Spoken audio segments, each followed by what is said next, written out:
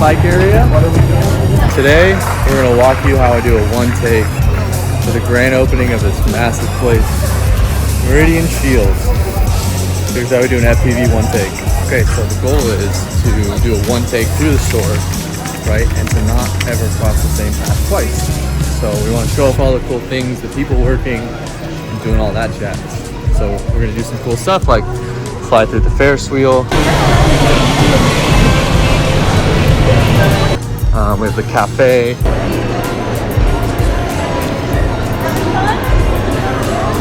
Okay, we got the bike store in the back. Some clothing.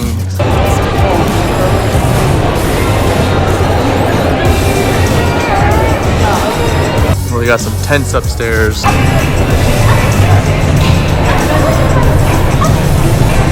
I mean, just a massive space. One problem we have also is how are we going to keep reception? So my idea to keep reception is usually get pushed around. I've used it on chairs, but I think today we're going to do a shopping cart.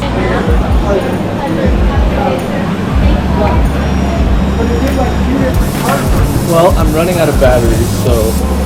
Alright, Joel, ready? Okay, go forward.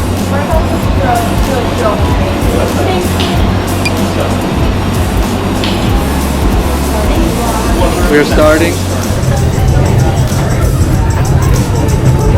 Okay, I'm coming to the bike area. One thing to do is to capture some audio to add in post-production, which is what we're doing now. So we'll add some audio so we can bring it back in post, because when you find the drone, all you hear is this humming sound.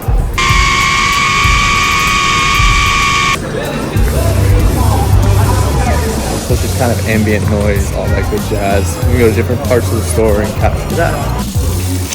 Something we'll do in post is like when I fly over the Boise State stuff, we'll do like a Boise State sound. You are looking live at one of the most scenic areas of the country, Boise, Idaho, home to a fairy tale of a college football. If you pass a dog or something like that, you can add a dog barking sound, little things that just gives it more depth into the video. Now here's some little BTS of when we were flying and the spot I was in the different locations. You gotta keep cell reception or signal reception the whole time of your drone, and the only way to do that sometimes is you have to get moved around. So today we got placed in the shopping cart. Yeah, that's what I wanted.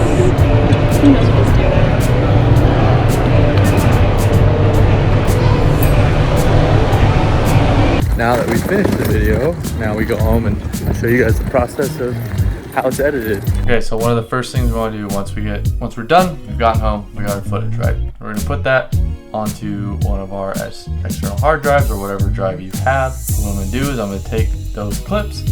So let's grab the first one from that day. We're gonna bring that into our GoPro player. One of the first things you want to do is you're gonna want to stabilize that footage. So naturally, I film everything in my 8:7 ratio, and you're gonna flip that and you're gonna bring it into stabilization. So in GoPro, you're gonna have everything's gonna. You're gonna turn off your hypersmooth. Hypersmooth is bad. You want to do all post-processing there if you can. Boom. So you just come forward. So it's right about there. We're gonna go to our settings. 16:9 is what we want. I got about a smooth spot 10 because I'm not doing anything too crazy with my flying. I'm not doing flips or any of that jazz. So we should be good. So we're just gonna play it out. Let it do its thing. So now it's stable, right? So if you were to take off that stabilization, see how wonky it is and everything? Throw on that stabilization, everything's good. We're just gonna scroll through, boom, boom, boom, boom, everywhere to where our ending point is, which is gonna be right here. We're gonna cut it, export trim. You're gonna come into here, now you have a couple options. So I filmed in 4K. You can do ProRes, I don't think you need ProRes, and the file size is gonna be way bigger. We're gonna come to HEVC. Keep that 10-bit, that gives you more flexibility in order to color grade and give you more options. You want to bring up that bit rate all the way to the top. Here we go, everything else looks good. Smoothness about 10, 16:9 for wide, YouTube horizontal. We're gonna come up to next, and then you're gonna save it wherever you need to save it. Boom, it exports. Okay, so now we're in Premiere Pro. So what I'm gonna do, first thing I'm gonna do is I'm gonna grab that first clip. So we're in our media browser over here. We're gonna come over here to Scheels, take one. I've already kind of selected the parts I want. So we're gonna come over here, drag it in. Make sure it's fitting the frame, so we're already good to go there.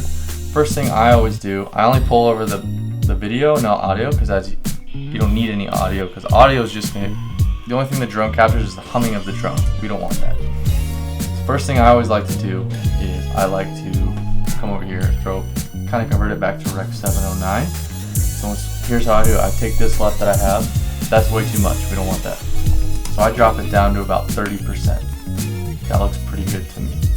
Somewhere between 20 to 30, kind of just depending, which just kind of brings it back to life. So now we've done that, we're going to do that for all our clips. Everything's good to go. I like to sometimes speed it up, or you can throw in some speed ramps. It just kind of depends on what your vibe is, how you're feeling, how long the take is. This one I did 2 edits. We're going to do 2 edits for. We're either going to do a little bit of a speed ramp one. We're also going to do one that's just fully 100%, no, gimmicks, nothing's going on there. No music, no audio, no nothing. So we're going to go back to what we were talking about earlier. Now we go like into the cafe.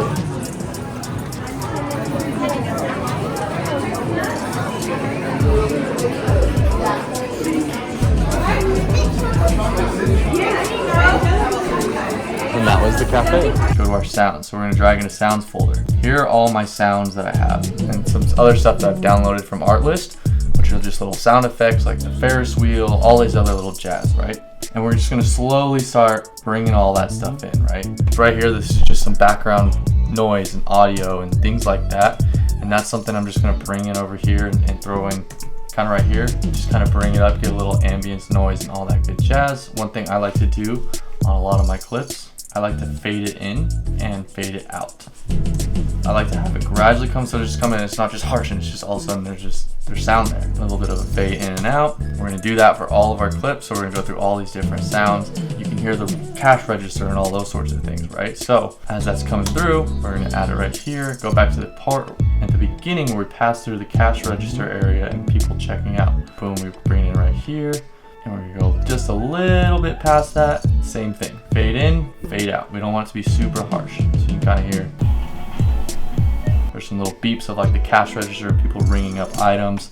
So you're just gonna do that throughout the video, right? We got the water tank right here. So you're gonna add some water sounds right here. So here's your water sound. So we're gonna take this water sound, same thing. And we're just gonna fade in, fade out, fade in, fade out. And you're gonna do that for the full clip. So you're just gonna do that throughout the entirety of the whole video. We should have something that looks like this. Okay, so we have our song, first one. And what I do with the song is I don't want the song to overpower the rest of the video as well.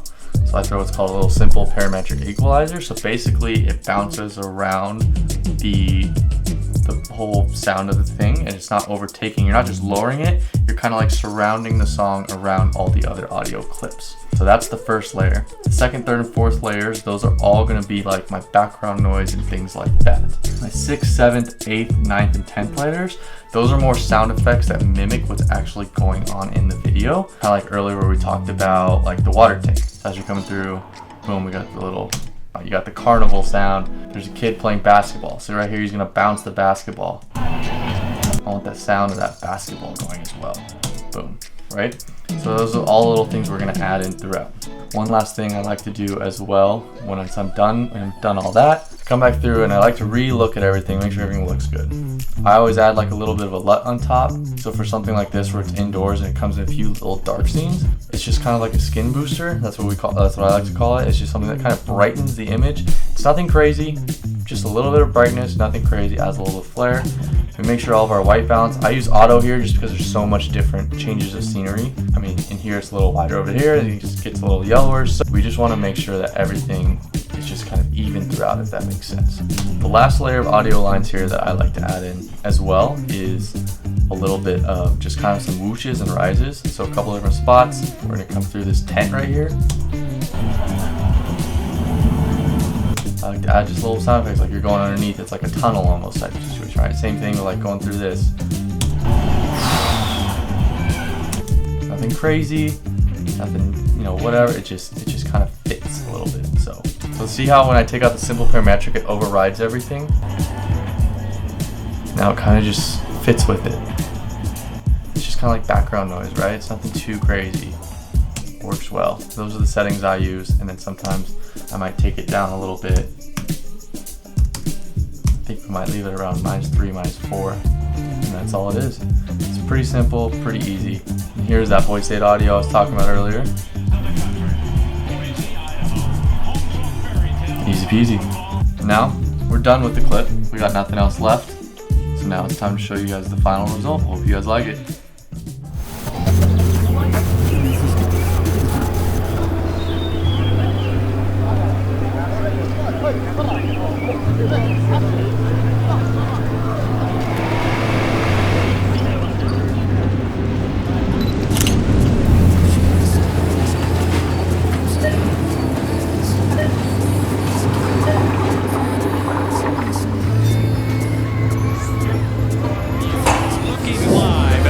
Scenic areas of the country.